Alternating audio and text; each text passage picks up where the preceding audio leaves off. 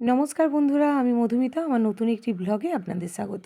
তো এখন দুপুরবেলা আমি বসে পড়েছি সবজি কাটতে। যেহেতু আজকে কার্তিক পুজো, অনেকগুলো মানুষ আমাদের বাড়িতে আসবে, সেই জন্য একটু যতটা পারছি কাজটা আমরা আগিয়ে রাখছি। কেন কি মণিমালার বাপের বাড়ি থেকে অনেক মানুষ আসবে, তো সেই ক্ষেত্রে আমি ওই জন্য কাজটা একটু আগিয়ে রাখছি। কেন কি সন্ধ্যের দিক থেকে প্রচণ্ড কাজ পড়বে, প্রচণ্ড কাজের চাপ থাকবে, কার্তিক ঠাকুরের ভোগ রান্না থেকে সমস্ত কিছু। ওই দিকের কাজটা আমি প্রায় দুপুরই মিটিয়ে রেখে দিয়েছিলাম। তো এখন আমি চলে এসেছি সন্ধেবেলা আমি কার্তিক ঠাকুরের ভোগ রান্নার জন্য। লুচি, বেগুন ভাজা, পটল ভাজা, আলু ভাজা, সুজি, তার সঙ্গে মিষ্টি ইত্যাদি থাকবে। যতই হোক কার্তিকের পিসিমণি বলে কথা, নিজের হাতে ভাইপোকে একটু রেঁধে খাওয়াবো। কার্তিকের প্রসাদটা রান্না হয়ে গেলে আমি যাবো এবার ফল কাটতে। এখানে মাসিমায়েরা বসে পড়েছেন ময়দা মাখতে।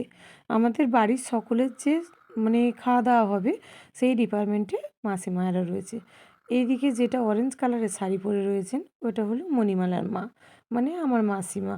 আর এইদিকে যে একটা ফিরোজি কালারের শাড়ি পরে রয়েছেন উনি হলেন মণিমালার পিসিমা। তো উনিও আরেকটা মাসিমা হলেন। তো ভাইদেরকে ডাকা হয়েছিল ঠাকুরের ওখানটা সাজিয়ে দেওয়ার জন্য।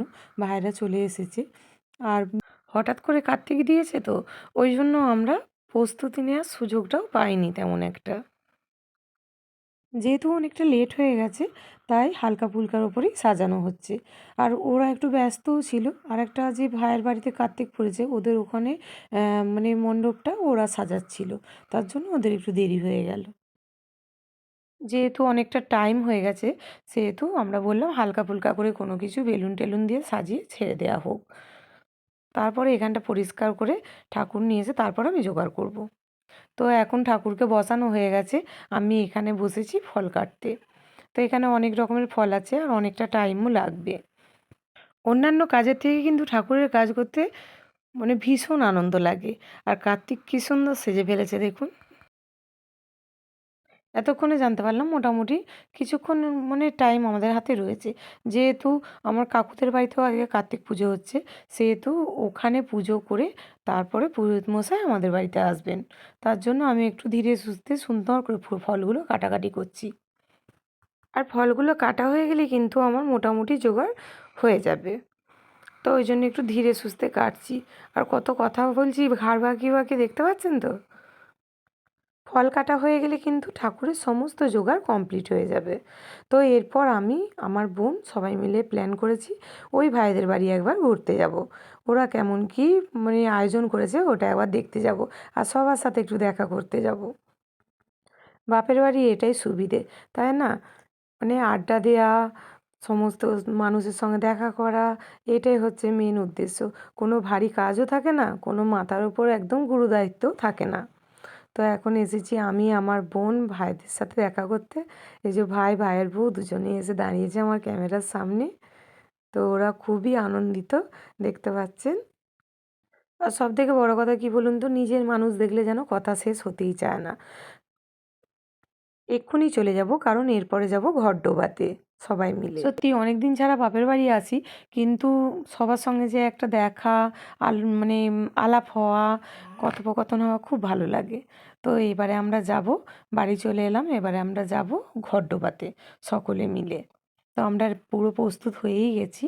এখানে মেসোমশাই, তারপরে একটা ভাই দাঁড়িয়ে আছে, এই যে বাবা, বাবি আবার একটা খুব সুন্দর শাড়ি পরেছে, দেখতে পাচ্ছেন। তো আমরা সকলে মিলে যাচ্ছি, প্রচণ্ড পরিমাণে অন্ধকার। তো এখন কিন্তু আর সন্ধে নেই, অনেকটাই রাত হয়ে গেছে। আপনারা অন্ধকারটা দেখলেই বুঝতে পারবেন। সকলেই মোটামুটি লাইট নিয়ে নিয়েছি হাতেতে। আর অন্ধকার হলেও আমাদের কিছু যায় আসে না, কারণ যদি হয় সুজন, তেঁতুল পাতায় নজন। তো আমরা যেহেতু এতজন মানুষ যাচ্ছি, অন্ধকারকেও আমরা জয় করে ফেলবো। তো চলুন, এই যে বাবা আর মণিমালা নেমেছে ঘট ডোবাতে। তো আগে গাড়ুটা ডুবিয়ে নেবে, দিয়ে তারপর ঘট ডোবাবে। আর যেহেতু সকাল থেকে ভাই, মণিমালা দুজনেই উপোস রয়েছে, সেই জন্য একটা ছোট্ট মতো কলসি ওকে দেয়া হয়েছে। আগে আমি গাড়ুটা নিয়ে নেব, কারণ জলের ঝাড়া দিতে হবে। তো মণিমালার হাত থেকে আমি গাড়ুটা নিয়ে নিলাম।